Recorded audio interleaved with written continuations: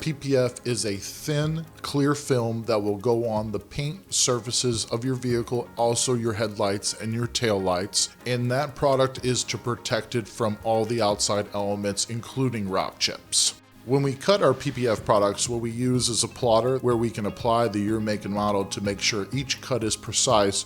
In some areas, the plotter might not precisely be able to cut a specific area, and our guys have to become surgeons and hand cut the product to fit perfectly. As we lay the PPF down, we use a soapy water so it starts to adhere to the clear coat, and what we will do is squeegee the water out so that any bubbles, rifts, or tears come out of the PPF and adheres to the clear coat directly. Yes, our guys really have to be perfectionists, maybe even a little bit OCD, to make sure we get the precise cuts that we're looking for. Once the PPF is done, there is a curing process, and then we will inspect it looking for any imperfections that need to be corrected so we get that nice, clean, clear finish that everyone's looking for.